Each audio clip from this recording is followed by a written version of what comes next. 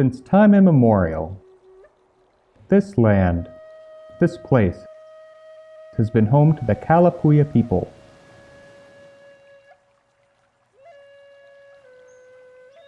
Made up of about 19 tribes and bands sharing a similar language root and living on ancestral lands throughout most of the Willamette Valley. For over 10,000 years, the Kalapuya developed extremely complex systems for harvesting foods in seasonal patterns and managing the valley's landscape through fire on over 1 million acres from the Tualatin River in the north to the Umpqua River in the south, the Cascade Mountains in the east, and the coastal mountain ranges in the west. All of that was about to suddenly change. In the late 1700s, global political and economic currents made their way to the Pacific Northwest. Lured by lucrative fur markets and the potential for colonization, European and U.S. merchants sent ships for exploration and trade. The ships also brought diseases. The results were catastrophic throughout the entire Pacific Northwest, but especially for the Kalapuya. Experts estimate that in the first half of the 19th century upwards of 95% of the Kalapuya people may have been killed through successive epidemics of smallpox and fever and ague, which may have been flu, typhus, measles, or more likely, malaria.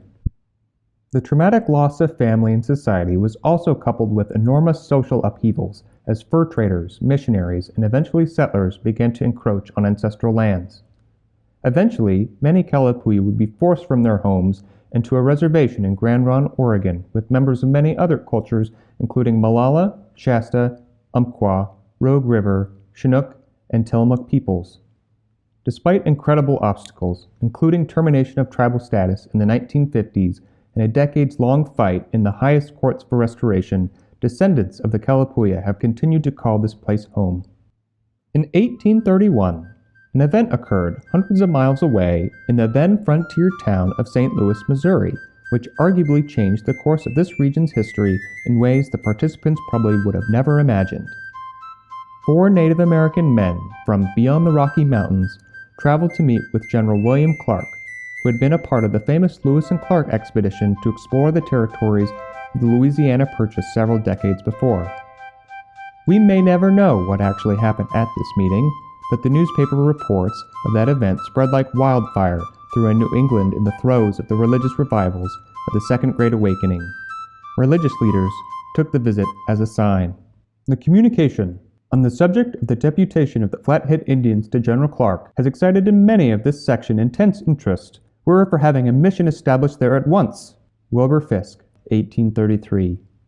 Fisk and others set to work planning a mission for the Oregon country. In 1833, in Boston, 30-year-old Jason Lee was ordained missionary to the Indians by the Methodist Church. Later that year, he and 4 other missionaries joined a party of fur traders. They traveled on horseback across the plains to the Oregon country, arriving in 1834. Winter was coming, so they hastily established a mission at a site 10 miles north of Chemeketa. The place turned soggy with winter rains and became known as Mission Bottom. Lee asked for reinforcements, and more missionaries arrived. The operation grew to include Methodist stations at the Dalles, Clatsop Plains, Oregon City, and Nisqually. Even more preachers, mechanics, carpenters, and teachers were needed. So Lee set out to promote his Oregon mission. In 1838, he traveled for 5 months, from Washington, D.C. to Canada, extolling the promise of the Oregon country and stressing the importance of bringing Christianity and education to the Indians. 31 missionaries, along with their 18 children, heeded the call. In 1840, 3 years before the first wagons on the Oregon Trail, the great reinforcement of the Methodist missionaries came west on the Luzon. Travel by ship allowed them to bring remarkable luxuries, like an enormous sleigh bed, china from the ship's stop in Hawaii, wood-burning stoves, even the machinery for an entire sawmill and a grist mill. It was the largest group of immigrants to arrive in the Oregon country up to that time. The following year, Jason Lee moved the mission headquarters to a better location on higher ground, Chemeketa.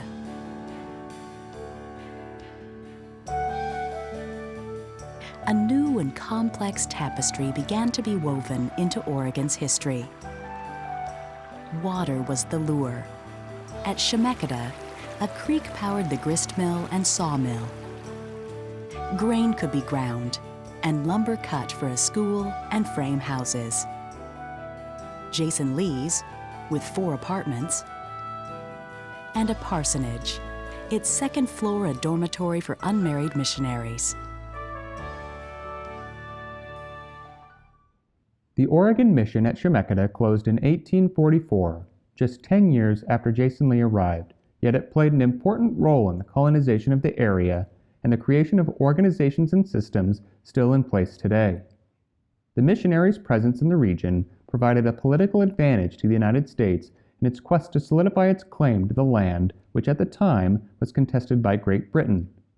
Methodist missionaries helped organize Oregon's provisional government and supported many Euro-American settlers that started arriving in droves over the Oregon Trail. In the Jason Lee apartment, plans were drawn up for the Oregon Institute, forerunner to Willamette University.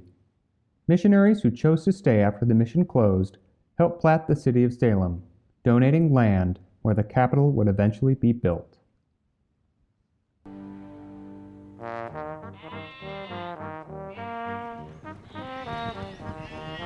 By the late 1800s, Oregon was the center of a vast wool-growing region. The climate was ideal for raising sheep, and there was an abundance of pure, soft water, vital for producing fine woolens.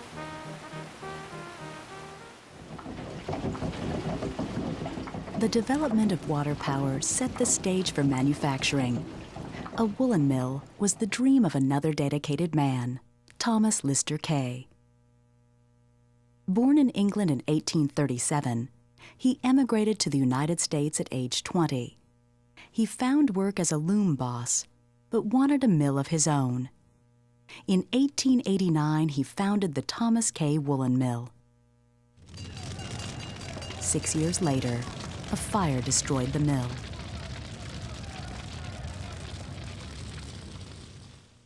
With the help of the Salem community, it took merely 6 months to rebuild.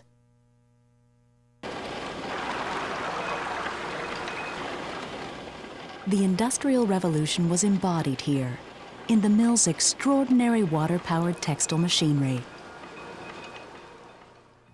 A canal, first envisioned and surveyed by the missionary Louis Judson, was dug to divert water from the North Santiam River into Mill Creek.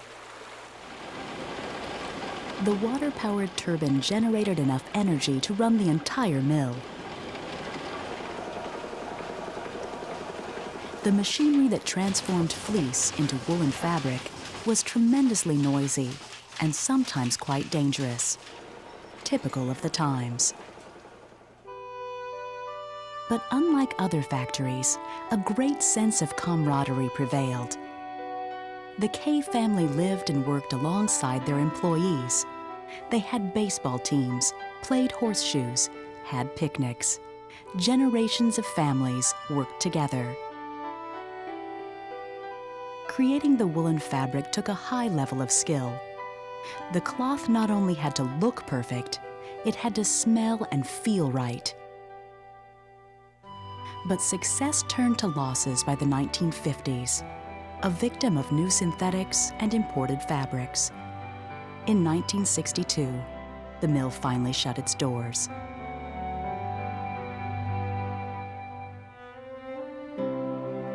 The Thomas Kay Woolen Mill played a significant role in history. At one time, nearly 1/5 of the non-farming population of Salem worked here, making it a centerpiece of the city's economy. The mill's heavy mackinaw and flannel warmed miners during the Alaska Gold Rush of the 1890s. And during both World War I and World War II, the mill was considered an essential industry, producing fabric for uniforms and blankets for the U.S. Army. The mill's legacy is perpetuated today by Pendleton Woolen Mills, owned and operated by descendants of Thomas Kay.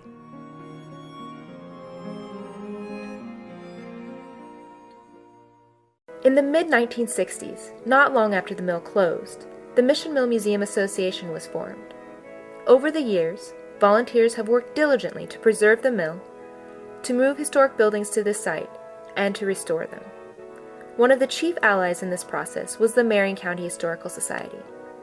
Founded in 1950, the Marion County Historical Society preserved a bounty of historical resources documenting life in the diverse communities of Marion County. In 2010, these longtime partners merged to form the Willamette Heritage Center, which preserves the long legacy of both of these heritage organizations and seeks to connect generations by preserving and interpreting the history of the Mid-Willamette Valley. This mission is accomplished through the center's unique historic buildings. The Jason Lee House and the Parsonage, both built in 1841, are the oldest frame houses in the Pacific Northwest. The John D. Boone House is the oldest single-family house in Salem. In addition, the 1858 Pleasant Grove Church is the oldest Presbyterian church in the Pacific Northwest. The Woolen Mill's machinery is authentic to its period, and much of it is original to the mill. Its 1889 spinning mule is one of 3 in the country still operable. In 2006, the mill was named as a historic treasure by the National Park Service. Today, permanent exhibits follow the complex stories of the individuals that have called the Mid-Willamette Valley home. The museum hosts 3 changing exhibits a year that showcase local history and textile arts. Our research library and archives houses over 200,000 photographs and an extensive archival holding, which provides scholars, students, and genealogists unique insights into the history of the Mid-Willamette Valley. Educational programs like our annual Sheep to Shawl Festival and Teen Interpreter program provide all ages access to hands-on history. The center houses a textile learning center and offers a wide variety of classes. Check with the front desk for a current calendar of offerings after your tour.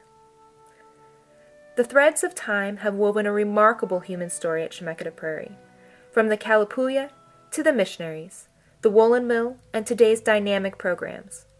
The fabric of history at the Willamette Heritage Center is woven of individual human threads, of vision, creativity, and ingenuity. Today, these same threads come together to weave anew the continuing story of the Mid-Willamette Valley among the threads of time.